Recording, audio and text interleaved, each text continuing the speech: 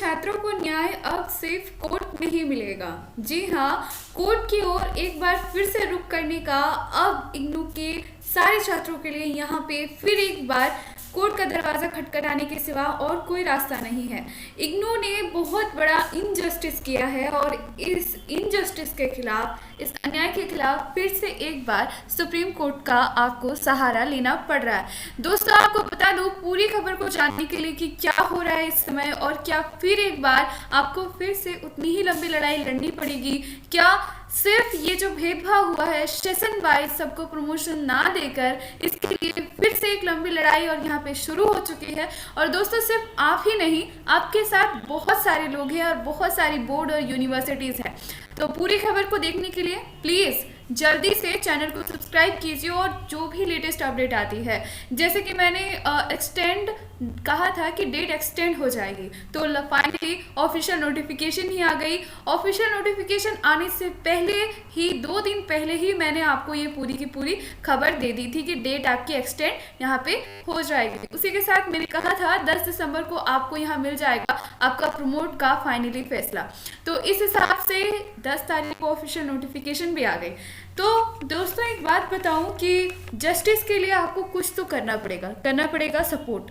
जैसे कि कैंडिडेट ने सपोर्ट ना करके ही आज उनका यहाँ पे फाइनली प्रमोशंस बैन है, वरना कंप्लीट रूप से सारे स्टूडेंट्स को प्रमोशंस मिल जाता।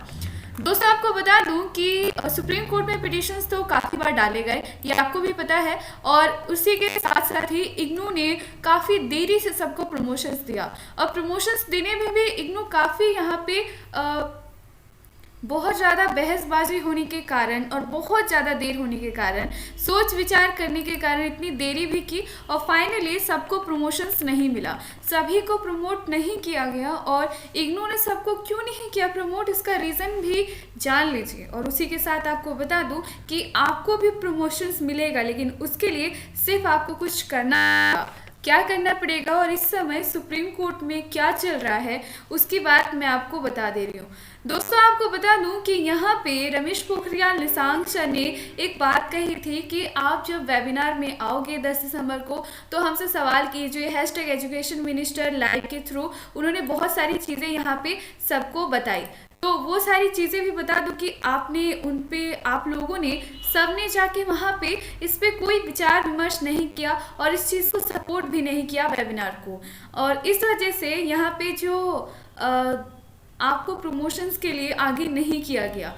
आपको एक बात बताऊं, ओडिशा की खबर देखिए, ये ओडिशा की खबर है जहां स्टूडेंट्स को यूजी पीजी के सारे कैंडिडेट को यहां प्रमोशंस मिला और ये 8 दिसंबर की खबर है, यानी कि 10 तारीख नोटिस आने से पहले ही यहां पे सबको यहां पे प्रमोशंस देने की बात है। सुप्रीम कोर्ट क्या कहता है? सुप्रीम कोर्ट कहता है कि आप जो है राज्य सरकार जो भी है या फिर बोर्ड है वो अपने छात्रों की सुने और सुन करके उनकी जो भी प्रॉब्लम है, अगर वो प्रमोट चाहते हैं तो प्रमोट उन्हें कराएं, उनके बारे में सुने। लेकिन हमारा यूनिवर्सिटी ये सारी चीज़ें सुनने से इनकार कर रहा है क्योंकि कहीं ना कहीं वो भी बंधा हुआ है यूजीसी के नियमों के अंदर।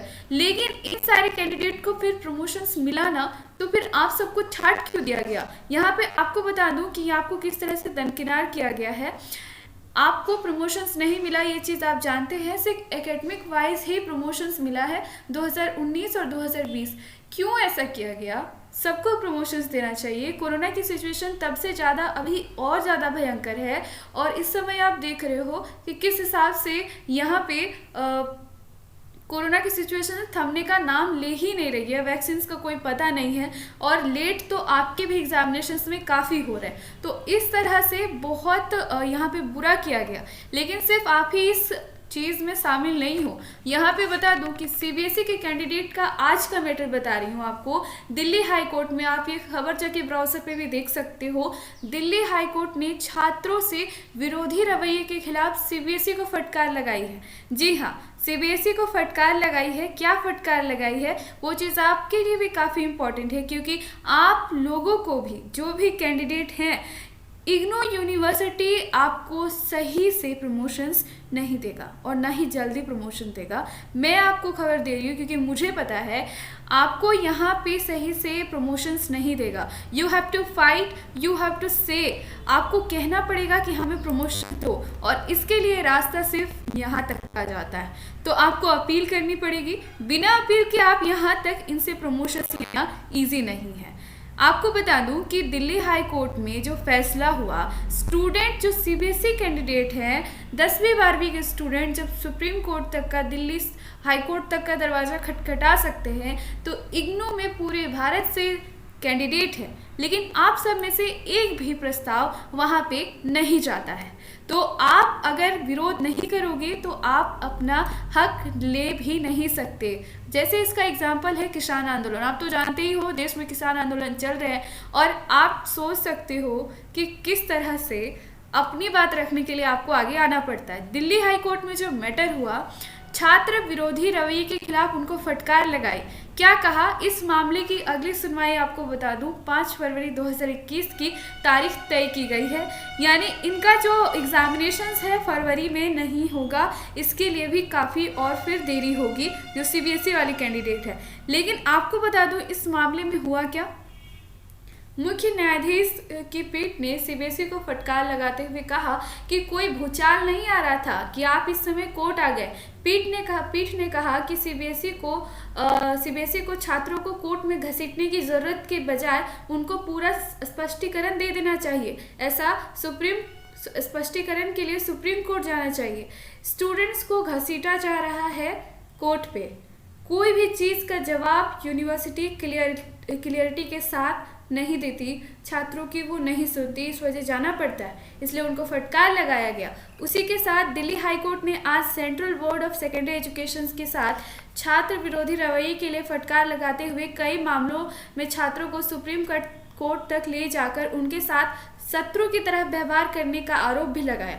मुख्य न्यायाधीश डीएन पटेल और न्यायमूर्ति प्रतीक जालान की पीठ ने यह टिप्पणी बोर्ड द्वारा एकल पीठ के फैसले को चुनौती देने वाली याचिका पर सुनवाई के दौरान की। एकल पीठ ने अपने आदेश में कहा था कि कोरोना वायरस महामारी के कारण रद्द परीक्षा से जो भी स्टूडेंट्स प्रभावित हुए हैं, सीबीएसई द्वारा लगाई गई जो भी यहाँ पे पुनर्मूल्यांकन का जो योजना था, अंक सुधार के आवेदन पर भी लागू होगी।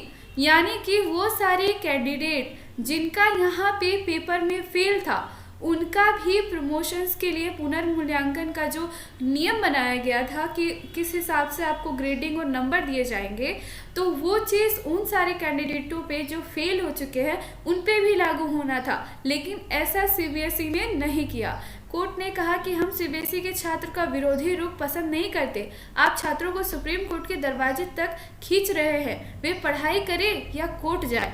ऐसा कोर्ट ने कहा कि आप क्यों, बोर्ड जो है वो छात्रों को परेशान करता है, क्यों ऐसा परेशान करता है सारे छात्रों को और उनके साथ उनको कोर्ट तक ले जाने के लिए मजबूर करता है। हमें सीबीएसई से मुकदमा खर्च भुगतान करवाना शुरू करना चाहिए।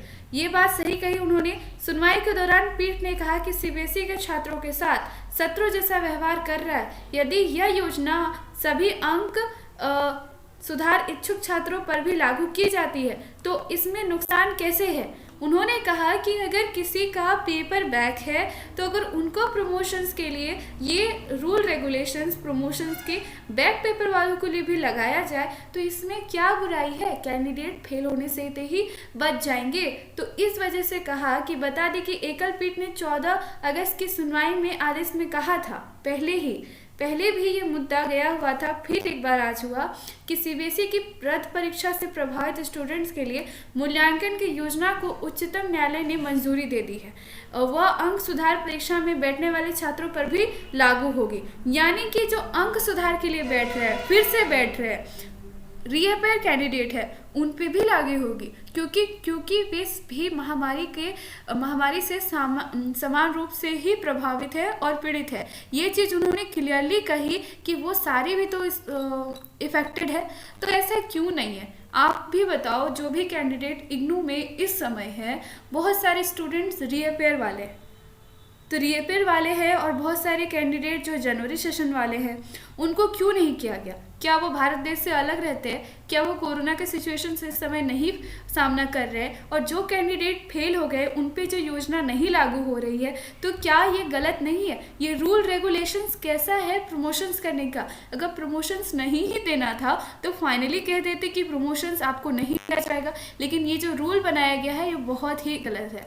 मेरा ये पूरा कहने का मोटिव बस इतना है दोस्तों कि सबकी सुनी जाती है, सीबीएसई की कैंडिडेट हो चाहे हर एक छात्र है, सबकी सुनी जाती है और यूनिवर्सिटी की शिकायत करना, अपनी मांग रखना आपका हक है। तो आप भी ज़रूर कीजिए, आगे बढ़िए। एक बात बताओ, आगे बढ़िए खुद के लिए, आपको भी ऐसा फैसला ज़रूर होगा और जीत आपकी ही होगी। Thank you so much. अगर आपको वीडियो के साथ साथ ही इसका मोटिव भी अगर आपको अच्छा लगा हो तो #जस्टिस के साथ सबको प्रमोशंस मिलना चाहिए। Thank you so much. आप अपनी ज़रूर से ज़रूर यहाँ पे अपना कमेंट छोड़िए और आप क्या कहना चाहते हैं कि आप भी सपोर्ट करते हैं तो ज़रूर कहिए। सबको प्रमोशंस मिलना चाहिए और सबको प्रमोशन मिलेगा। Thank you so much.